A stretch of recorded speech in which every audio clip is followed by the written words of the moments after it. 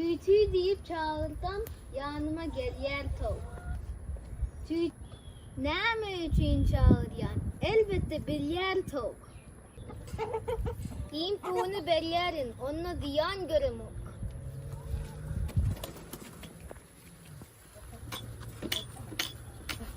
İyimini yetirmesen, o yumurtka beren ok.